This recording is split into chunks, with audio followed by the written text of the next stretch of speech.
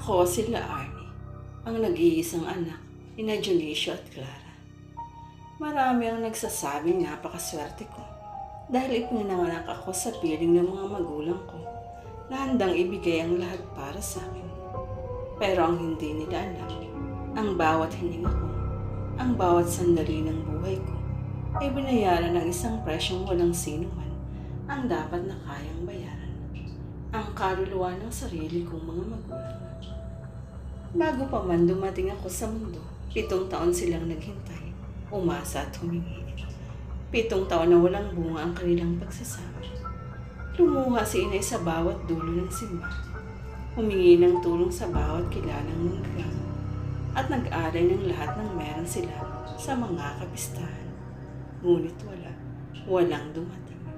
Ang tanging narinig lamang nila ay ang bulong ng mga tao na marahil ay sumpa sila o hindi karapat dapat magkaroon ng supling. Sa sobrang bigat ng pangungutya at pagnanais, doon nila narinig ang tungkol sa paraang isang lihim na ibinahagi ng estranghero na dumaan sa aming bayan. Sinabing may kapangyarihan, may nilalang na kayang ibigay ang lahat ng hinihiling ng puso, kapalit lamang ng isang kasunduan. Nagsimula ang lahat sa mga panaginip. Madalas sabihin ni inay na tuwing natutulog sila ni itay, parang dinadala sila sa isang madilim at malamig na lugar. May boses na malalim, parang galing sa ilalim ng lupa, na nakikipag-usap sa kanila. Hindi ito nakakatakot nung sa halip nakakaakit. Sinasabi ng boses na, ibibigay ko ang anak na inaasam ninyo. Gagawin ko kayong mayaman. Igagalang ng lahat at wala kayong kakulangan. Ang kapalit lamang ay ang inyong mga kaluluwa. Sa araw ng inyong huling hininga, akin kayo at ang lahat ng meron kayo mananatili sa dilim magpakailanman. Sa tindi ng kanilang kagustuhan, pumirma sila, hindi sa tinta, kundi sa sarili nilang dugo. Habang nasa ilalim ng impluwensya ng panaginip na yun, akala nila panaginip lang. Akala nila imahinasyon lamang. Pero noong nagising sila, pareho silang may malalim na hiwa sa kanilang mga palad. At sa loob ng ilang buwan, nabuntis si inay. Ako ang bunga ng kasunduang iyon. Nang ipinanganak ako, tila sumang-ayon ang mundo sa kanilang kasiyahan. Mula sa pagiging karaniwan lamang, biglang umunlad ang aming kabuhayan. Dumating ang pera, malalaking bahay, mga garang sasakyan, at negosyo na parang kusang lumago. Wala kaming kinakapusang bagay. Ang bawat hiling ko ay napagbibigyan. Ang mga magulang ko ay naging tanyag at ginagalang ng lahat. Ngunit sa likod ng bawat tagumpay, may presensyang nakabantay. Malamig, mabigat at laging nakamasid. Lumipas ang maraming taon. Tumanda sina itay at inay. Ang buhok ay namuti. Ang balat ay kulubot na. Ngunit ang pangalipin sa sumpa ay nanatili. Sinubukan nilang umatras. Sinubukan nilang humingi ng tawad sa simbahan. Magsimba at magbigay ng limos. Ngunit tuwing gabi, bumabalik ang boses. Parang tinutula sila. Akin na kayo. Akin na ang lahat ng ito. Hindi kayo makakatakas. Nakikita ko ito sa kanilang mga mata. Ang takot na hindi nawawala. Ang pagsisisi na huli na ang lahat. Alam nilang kapag namatay sila, hindi lang ang buhay nila ang mawawala, kundi pati ang kaluluwa nila ay lulubog sa dilim magpakailanman. Akala nila ay ganun lang hanggang sa huli. Akala nila ay wala ng pag-asa. Hanggang dumating si Miguel.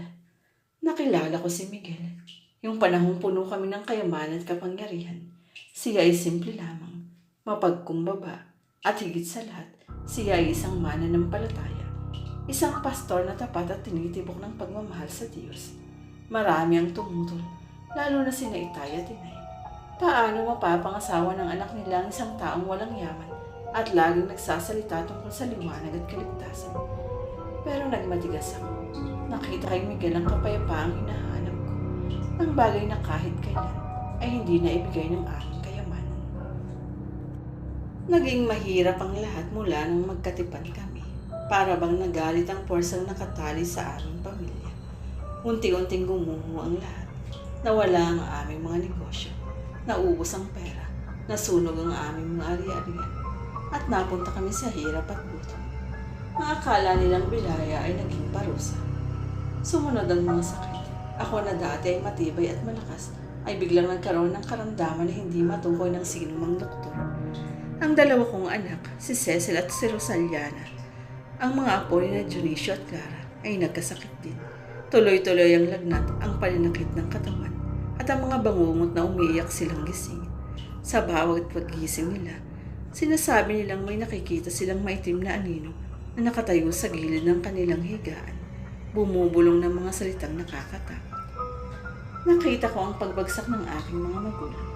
Sa edad na matanda na sila, kailangan nilang makita ang lahat ng kanilang ipinagmalaki na naglaho na parang mula.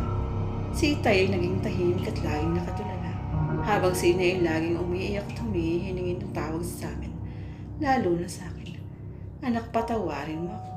Ginawa namin ito para lang magkaroon ka, pero nilaglag ka lang namin sa impyerno kasama namin. Ang laging sambit niya, habang nanginginig ang mga kamay.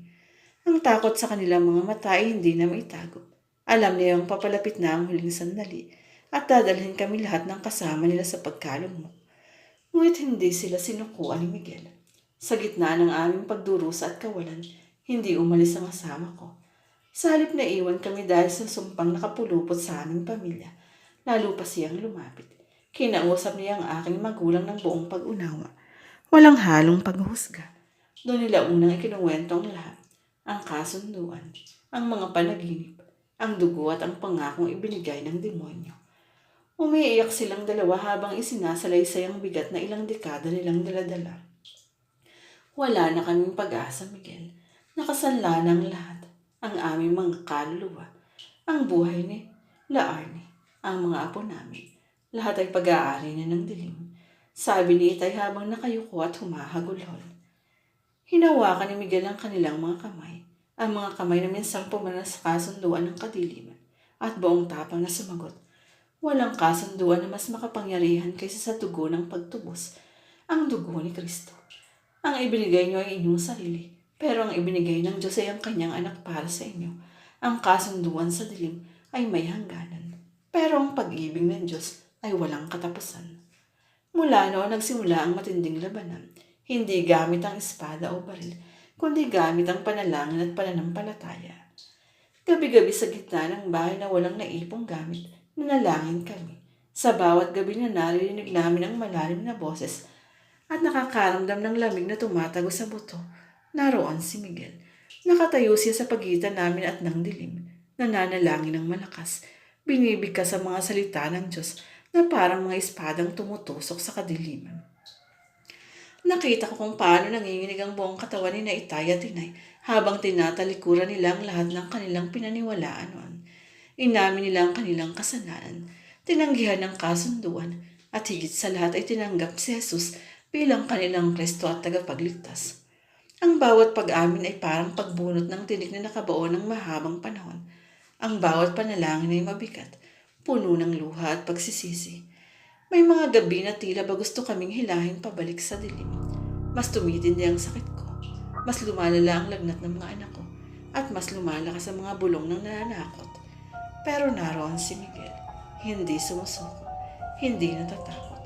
Paulit-ulit niyang sinasabi sa amin, hindi na kayo pag-aari ng dilim dahil tinubos na kayo ni Kristo.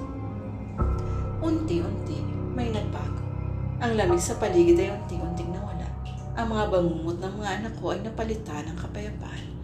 Ang sakit sa aking katawan ay humina hanggang sa mawala.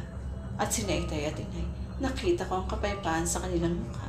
Sa kauna-unahang pagkakataon mula nung ako'y sila, nawala ang takot sa kanilang mga mata. Naiintindihan nila na kahit ibigay na nila ang lahat, may isa pang nagbigay ng lahat para iligtas sila. Lumipas ang ilang buwan at ang lahat ng bigat ay tila naiwan na sa nakaraan. Hindi na kami mayaman gaya ng dati. Wala na kaming marangyang bahay o negosyo. Pero mayroon kami higit pa doon. Kalayaan. Ang tunay na kalayaan ng mga kaluluwa na minsang nakatali sa sumpa. Ngayon matanda na si Itay at Inay. Alam nilang darating ang kanilang huling sandali, pero hindi na sila takot. Kapag tumingin sila kay Miguel, sa akin at sa kanilang mga apo, nakikita nila ang liwanag na naglisla sa amin mula sa pagkakalungkot. May kapayapaan na sa amin at kaligtasan na. Natutunan ko sa buhay na ito na walang halaga ang anumang bagay sa mundo kung kapalit naman ay ang iyong kaluluwa. Ang pagnanais na magkaroon ng kagustuhang unlad ay nakapagbubulag. Pero higit sa lahat, napatunayan ko na walang kasunduan, walang sumpa, at walang kapangyarihan ng dilim na makatitibay laban sa tunay na pagmamahal at pananampalataya.